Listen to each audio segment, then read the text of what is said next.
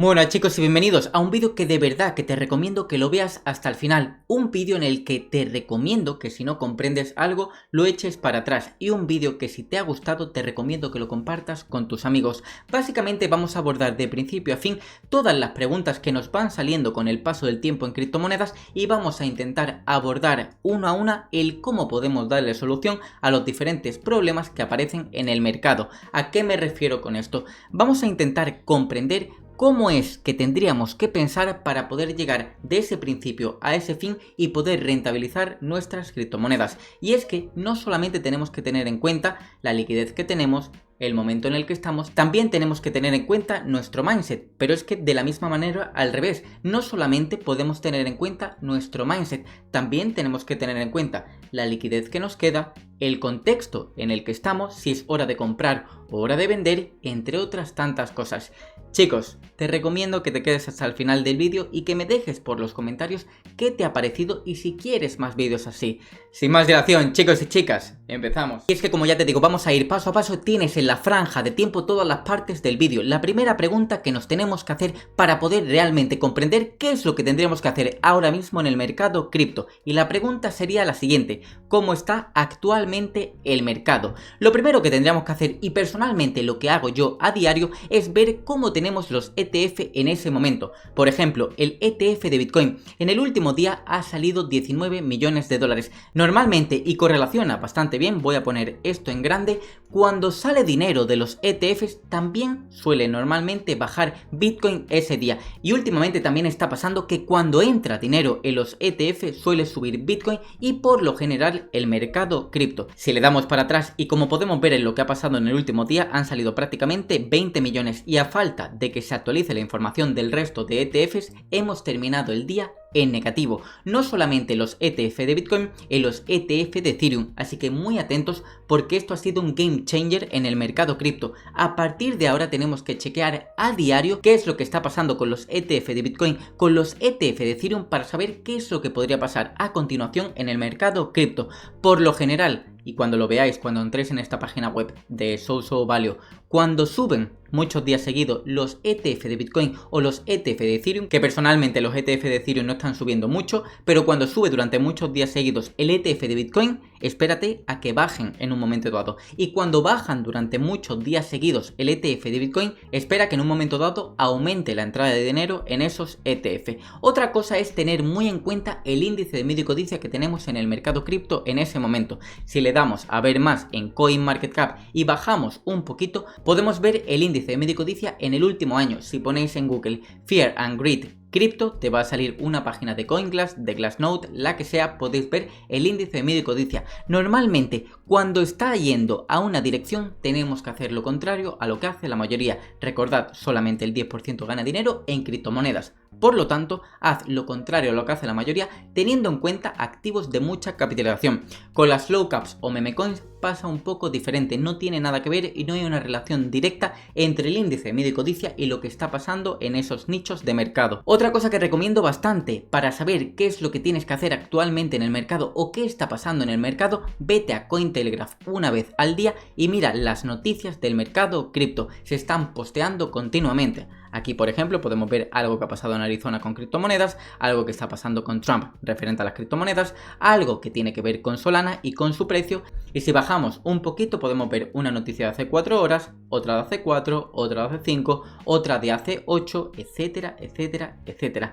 Ya por último, y antes de pasar al siguiente punto, si nos vamos directamente a CryptoRank, para poder comprender qué es lo que está pasando actualmente en el mercado cripto, también tenemos que saber qué criptomonedas están desbloqueando tokens. Y para eso nos vamos directamente a CryptoRank, a la parte de filtros, que personalmente es a lo que le doy yo, a la parte de Market Cap, y aquí podemos poner un máximo o un mínimo de la cantidad de dinero que sea. Yo personalmente pongo un Market Cap de 1 billón para realmente comprender en los activos que ya tienen cierta relevancia, teniendo en cuenta el momento actual en el que nos encontramos en el mercado cripto, ¿qué criptomonedas merecen más la pena? Por ejemplo, yo ya sé que el mes que viene se van a empezar a desbloquear tokens de Optimism, de Sui, de Immutable, de Chili, de Aptos, de Arbitrum, de Celestia, entre otros tantos. Si pasamos de nuevo al Canva, punto número 2. ¿Cómo creemos que estará el mercado en X tiempo? ¿Cómo creemos que estará el mercado cripto en el corto y en el medio plazo, y para poder comprender eso tenemos que entender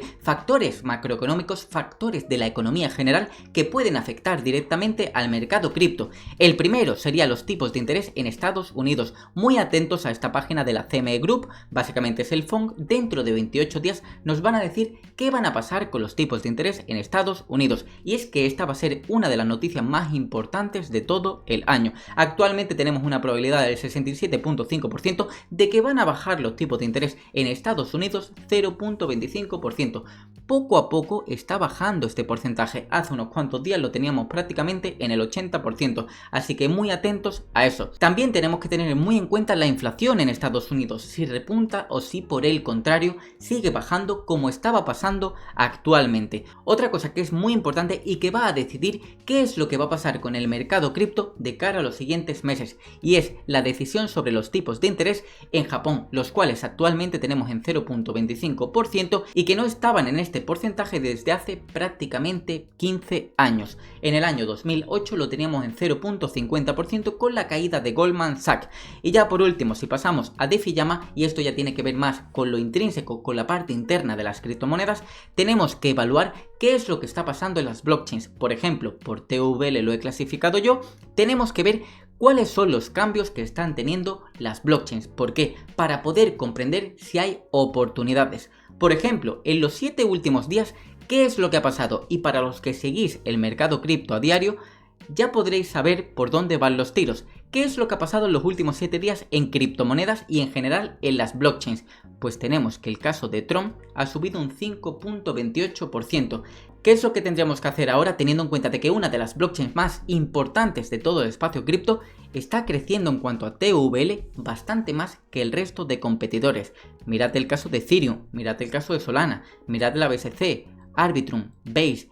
Por ejemplo, Polygon también está creciendo bastante. Tendríamos que chequear proyectos que se encuentran dentro de estos ecosistemas para comprender qué es lo que está pasando y, teniendo en cuenta todo lo anterior, empezar a tomar decisiones. Otra cosa que tenemos que tener muy en cuenta, la narrativa, en ese punto número 2. ¿Qué es lo que está pasando, por ejemplo, con la narrativa de los DEXs, inteligencia artificial, los Tap to Earn, como podemos ver en pantalla, que poco a poco están creciendo más y más? Puede llegar a aparecer una narrativa que pueda emerger de repente y que sea ganadora de cara a este siguiente ciclo. Ya pasó, por ejemplo, a principios de este año 2024 con la inteligencia artificial, con el RWA, con el TPIN, aparte que el mercado estaba creciendo. El que sepa encontrar una narrativa que esté emergiendo va a poder explotarla, como las personas que han entrado en el ecosistema de Tron hace una semana y pico en proyectos de muy poco market cap y que actualmente ya se han hecho unas cuantas X. Siguiente punto que tenemos que tener muy en cuenta, cuánto porcentaje de liquidez nos queda, porque no es lo mismo que nos quede un 5-10% de la liquidez a que nos quede un 30-40%. El margen de maniobra va a ser muy diferente. Si somos de las personas, o las personas que lo hayan hecho, que en enero, febrero, marzo del año 2024 se hayan reincorporado al espacio cripto y hayan invertido el 100% de su liquidez de golpe, va a tener que actuar de una forma muy diferente. Así hemos entrado en el año 2020, 2021, 2019, 2022 y actualmente nos sigue quedando un 30, un 40, un 50% de la liquidez de golpe. Esto va exclusivamente para las personas, que sé que sois muchos de vosotros, que os queda muy poca liquidez, que os queda un 5, un 10, un 15% de vuestra liquidez. Os recomiendo lo siguiente: a partir de ahora y teniendo en cuenta el contexto macro, lo que está pasando en criptomonedas y en qué momento nos encontramos de cara a estos siguientes meses, os recomiendo ir haciendo DCA. Ya tendríamos que haber hecho DCA de antes, pero DCA no solamente para comprar, también para vender. ¿Por qué? Porque en el futuro van a aparecer más oportunidades. Muchas veces nos puede el FOMO, muchas veces nos pueden las emociones. ¿A qué me refiero con esto? Hay algunas veces que pensamos que como una criptomoneda está subiendo de precio, ya me voy a quedar sin ganar dinero para el resto del bullrun o para el resto del ciclo. No funciona así. Oportunidades para el que sabe van a haber siempre. Ten en cuenta el DCA, ten en cuenta el Dollar Cost Average y algunas de las ventajas que tiene, como por ejemplo mitigar los riesgos de volatilidad. El mercado se mueve por ondas alcistas y ondas bajistas, y en algunos momentos, si metemos más dinero de la cuenta, nos vamos a quedar con nuestro dinero ahí atrapado durante el resto del ciclo. No es lo mismo haber invertido en febrero de 2021 que haber invertido en criptomonedas en julio o en agosto del año 2021. El que hubiese invertido en enero, febrero, marzo con el 100% de la liquidez de golpe no es lo mismo que el que esté invirtiendo en agosto actualmente a unos precios mucho más accesibles. Fomenta el crecimiento a largo plazo, reduce las emociones y la ansiedad, súper importante. Es bueno hacer DCA por el simple hecho de que si lo metemos todo de golpe y luego pasa lo contrario, nos vamos a ir a la cama con estrés, con ansiedad, nos va a afectar a la familia, a los amigos, vamos a estar todo el día con eso. Precisamente por eso, diversifica poco a poco y con DCA. No se trata de que sea una carrera, se trata de que es una maratón. No se trata de que te hagas un por 20 en un día, que te hagas un por 15 en un mes, que te hagas un por 25 en un ciclo. Se trata de que aumentes tu patrimonio de valor. Se trata de que en este ciclo te puedas hacer 3, 4x. Si tienes un portfolio de $1000, que te hagas 3, 4x, pases a 3000, 4000 y en 3, 4 años te hagas otro por 3, por 4. Porque ya no sería un por 3, por 4, ya sería prácticamente un por 16, teniendo en cuenta de que has pasado de 1000 a 4000 y de 4000 a 16000. Y yo estoy muy seguro de que por esperar 3, 4 años más no va a pasar absolutamente nada, vamos a estar mucho más tranquilos y vamos a rentabilizarnos mucho más de cara al futuro con mucho menor riesgo. Siguiente punto, y esto es súper importante, ¿qué riesgo tiene esa criptomoneda? Porque chicos, no es lo mismo invertir en una criptomoneda de Layer 1 como las que tenemos por aquí, que invertir en el ecosistema de Arbitrum, que invertir en RWA, que invertir en el ecosistema de Phantom, que invertir en derivados o en restaking. Y es que, como podemos ver por aquí, no es lo mismo invertir en Ethereum que invertir, por ejemplo, en Avalanche, aunque los dos sean Layer 1. No es lo mismo invertir en tokens de RWA, teniendo en cuenta de que podemos tener el caso de Mantra o de Ondo, y tampoco es lo mismo invertir en un token de inteligencia artificial como por ejemplo en FED o en otro como puede ser por ejemplo el token, lo tengo por aquí, de Turbo, que es una meme coin, pero teóricamente es la meme coin de la inteligencia artificial, aunque ya digo, estaría más enfocada a meme coins, pero para que se me entienda. ¿Por qué no es lo mismo? Porque no es lo mismo en cuanto a tokenomics, no es lo mismo en cuanto a fundraising, como podemos ver por aquí el caso de Solana. ¿A qué me refiero que no es lo mismo ni en cuanto a fundraising, ni en cuanto a vesting, ni en cuanto a tokenomics, ni en cuanto a equipo, ni en cuanto a roadmap, ni en cuanto al resto de cosas? Pues porque si me bajo a la parte de vesting, por ejemplo, no es lo mismo un token que ya haya desbloqueado gran parte de sus tokens que un token como puede pasar con el caso de Solidus, que si nos vamos a CryptoRank estamos viendo de que actualmente están desbloqueando muchísimos tokens. De hecho, por ejemplo, para poner el caso particular de iTech, dentro de 7 días se van a empezar a desbloquear tokens de los advisors. ¿Qué nos quiere decir eso? Que a nivel de coste de oportunidad y teniendo en cuenta este token de inteligencia artificial enfocado a los Launchpad, podríamos ver otros tokens de inteligencia artificial enfocado a Launchpad que merezcan mucho más la pena que el caso de iTech, como podría llegar a ser ChainGPT, que os lo dejo como ejercicio a vosotros, comprobar el vesting, los tokenomics y el fundamental de ese proyecto. Podríamos ver también el caso de proyectos que le pueden llegar a afectar la regulación y proyectos que no. Por ejemplo, el caso de Binance. A Binance le podría llegar a afectar la regulación. Recordemos que la primera potencia mundial es Estados Unidos. Binance es un exchange que tiene la sede principal en China.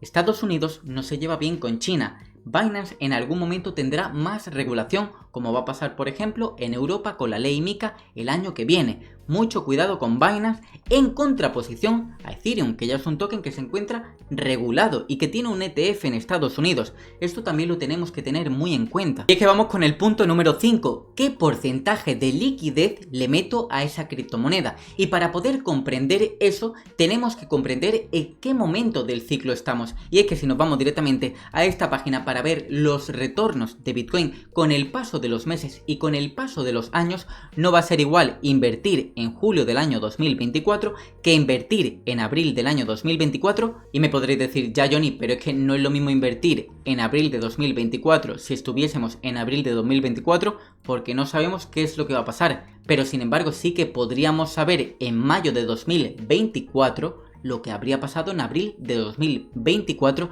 y en base a eso actuar. También podríamos saber qué es lo que habría pasado en abril del año 2020 para saber qué es lo que podría pasar en mayo de 2024.